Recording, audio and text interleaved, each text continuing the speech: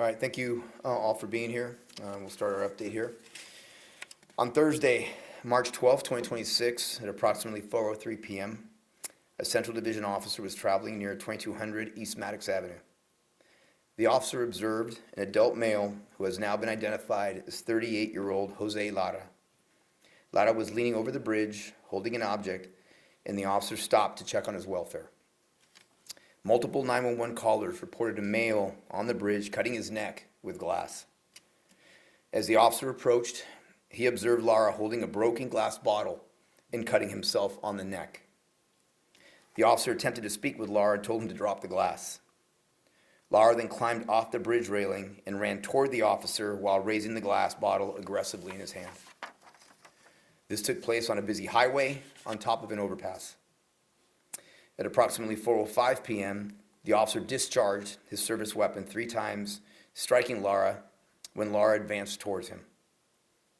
Another caller reported the individual appeared to be attempting to jump, was cutting himself, ran towards the officer, and was shot. Officers immediately provided medical aid to Lara and requested assistance from the Fort Worth Police Department paramedics. Jose Lara was pronounced deceased at the scene at approximately 4:28 p.m. Detectives from the Major Case Unit are conducting the investigation as well as internal affairs.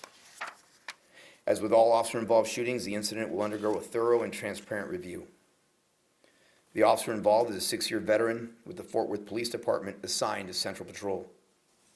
The officer is on critical incident leave, which is routine during this type of incident. Again, I'm going to give these comments in Spanish, but before we show the body-worn camera and the audio and take some questions, I just want to make a few points. Loss of life is never the outcome we hope for any encounter with law enforcement. My heart goes out to these individuals' family as they process this tragic loss. But I also want to acknowledge and recognize my officer involved, who was forced to make a difficult decision and will now carry the weight of this traumatic incident. However this situation transpired, we don't know what the individual was feeling at the time and however it was manifested. But the sad reality is that this individual's actions ultimately dictated this tragic outcome. Incidents like this are tragic for all involved, as they serve as a difficult reminder of the unpredictable and dangerous situations our officers sometimes face while working tirelessly to protect our city. I'll do it again in Spanish. El pasado jueves 12 de marzo de 2026, aproximadamente a las 4:03 p.m., un oficial de la División Central estaba manejando cerca de 2200 Avenida de East Maddox. El oficial observó un hombre adulto quien ha sido identificado como José Lara, de 38 años de edad. Lara estaba inclinado sobre el barandal del puente, tenía un objeto en su mano y entonces el oficial paró para chequear su bienestar. Múltiples llamadas a 911 reportaban que había un hombre en el puente cortándose en el cuello con un pedazo de vidrio. Mientras el oficial se acercó, pudo observar que Lara tenía su mano en una botella de vidrio rota y se estaba cortando el cuello. El oficial trató de hablar con Lara y le ordenó tirar el vidrio. En eso, Lara bajó del barandal y corrió hacia el oficial mientras levantando agresivamente la botella de vidrio en su mano. Esto pasó en una autopista muy transitada sobre un paso elevado. Aproximadamente a las 4:05 p.m., el oficial disparó su arma de fuego 3 veces, impactando a Lara, que estaba avanzando hacia el oficial. Otra llamada reportó que parecía que él estaba tratando de brincar del puente, que estaba cortándose a sí mismo y que corrió hacia el oficial y el oficial disparó. Los oficiales aplicaron ayuda médica a Lara y pidieron ayuda del Departamento de Bomberos de Fort Worth y los paramédicos. El fallecimiento de José Lara fue pronunciado aproximadamente a las 4:28 p.m. Los detectives de la Unidad de Delitos Mayores están llevando la investigación, asimismo los asuntos internos. Como en cada caso donde está involucrado un oficial, el incidente será investigado completamente y con transparencia. El oficial involucrado Es un veterano de 6 años con el Departamento de Policía de Fort Worth y está asignado a patrulla en la División Central. El oficial está en suspensión temporal por un incidente crítico como es rutina. Antes que enseñemos el video y el audio, quiero hacer unos puntos. La pérdida de vida nunca es el resultado que nosotros queremos durante un contacto con nuestra comunidad. Mi corazón está con la familia de este individual. También quiero reconocer mi oficial involucrado, que tuvo que hacer una decisión muy difícil y tiene que llevar el peso de este incidente dramático. No sabemos por qué se estaba sintiendo como se estaba sintiendo el Señor este día, pero la relación triste es que las acciones de este individual fue lo que provocó esta tragedia. Incidentes como estos son trágicos para todos involucrados. Son un duro recordatorio de las situaciones impredecibles y peligrosas que a veces se enfrentan nuestros oficiales mientras trabajan duro para proteger a nuestra ciudad. Immediately after this, on social media, everybody started screaming about mental health and how the officers should have done this different, possibly tase him or shoot him in the leg. And then retired officers brought up the 21-foot rule when it comes to situations like this.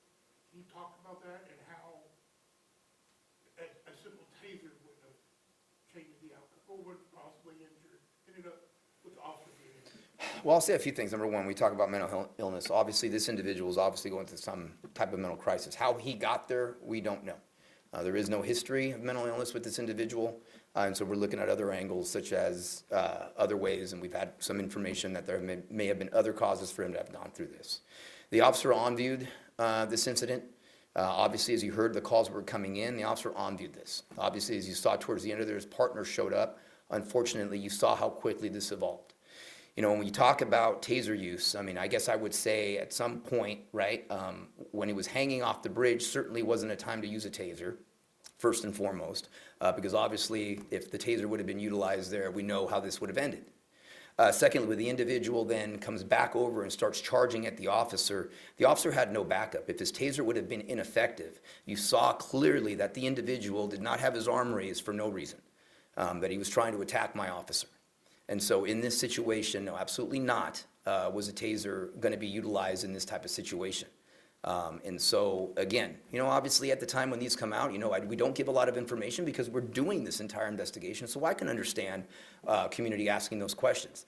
I would hope after this is reported on properly and the video shown to see that my officer had no other choice in this incident in defense of his life, when certainly, again, as I said, this individual, unfortunately, his actions are what caused this tragedy. Chief, when you first saw this video, can you take us back to what went through your mind, what emotions you experienced, and what you thought about your office? Well, you know, again, when I first thought about it, obviously looking at the officer, the actions he took, the fact that he on-viewed it, the fact that he goes up to try to make contact with the individual, trying to plead with him to put the bottle down, stop doing that, help me out, he said. You know, and I don't know if you all picked up on it, but when the officer had to utilize his weapon, the words that he used, if there's ever any indication that this was not the outcome that this officer wanted, was with this video. So I'm just very glad we have it and have the audio of the officer was not happy about this either. But looking at that and looking at the individual, going through everything that the officer knew in his mind, that the individual was obviously hurting himself, obviously using some sort of instrument and a weapon, quite frankly, that he was using to cut himself, and it was a very, very bloody scene to begin with. And then for the individual to charge at him, for the officer to tell him to drop it, for the officer telling him to stop, again, I'm not quite certain there's anything else my officer could have done in that situation. Is there anything you could share about his background as far as, is he homeless? Have you guys had an encounter with him before? You know, I don't want to get too much into the family life of the individual, but I will say he was not homeless, and he did have a family.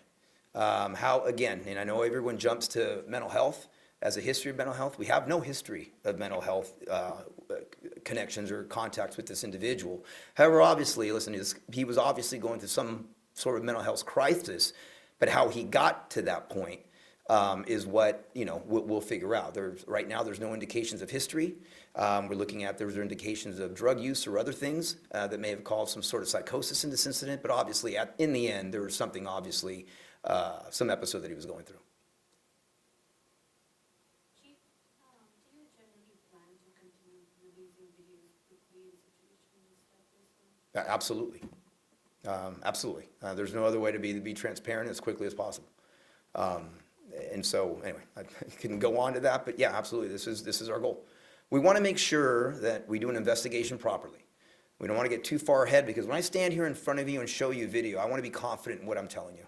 And so when I get to that confident point is when we'll have this, but it will be very quick, similar in this case. Some cases, I will tell you, some cases are much more intricate than others, right? Some aren't.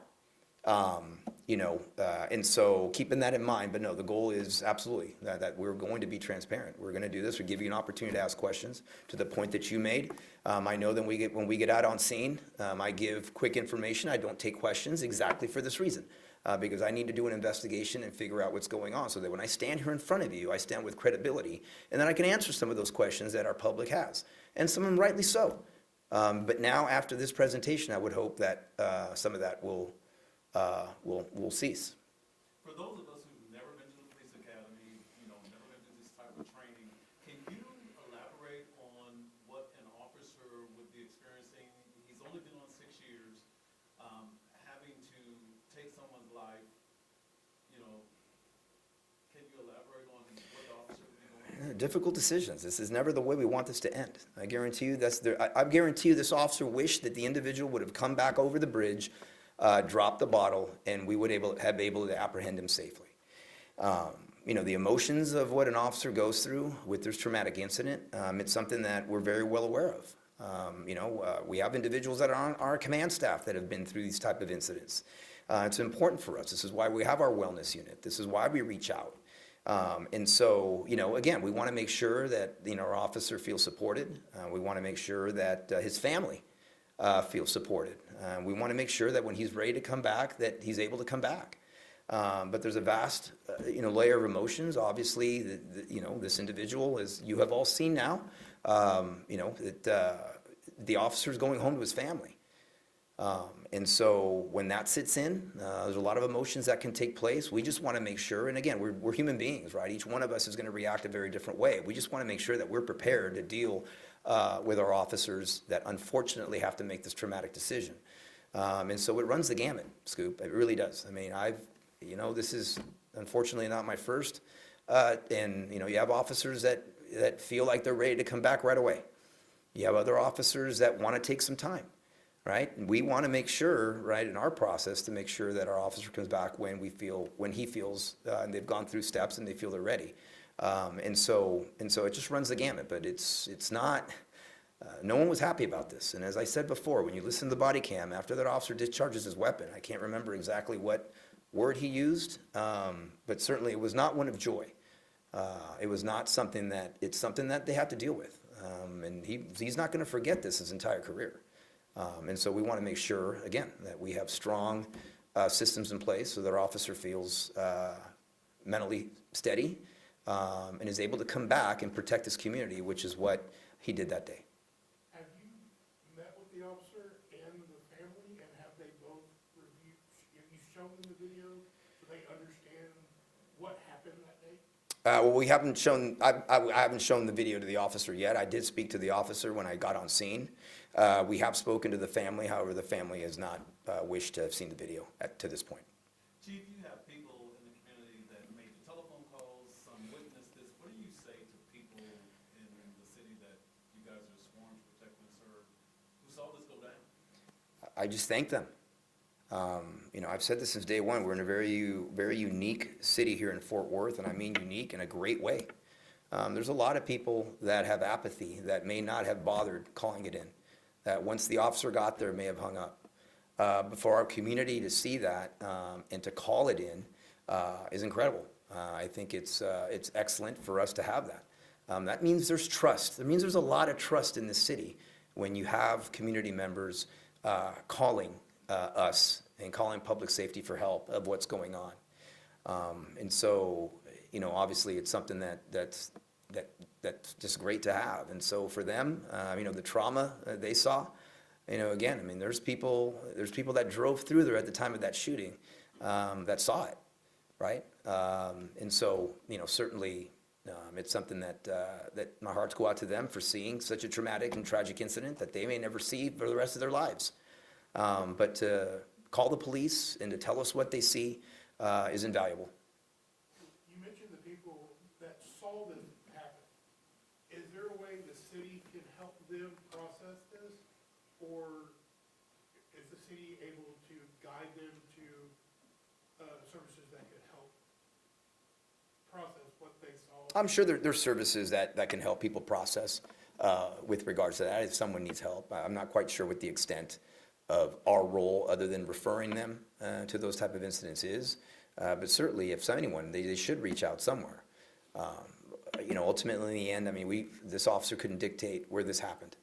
And so, anyway, in answer to your question, that's the way I would put it. We have time for one more question. All good? Thanks, everybody. Anyone has questions in Spanish? Nada? Okay. Okay. But if you could, from there, since we have a live audience in Spanish, talk about la salud mental y los momentos trágicos de los oficiales. Nada más un mensaje para la comunidad en situaciones como la transparencia.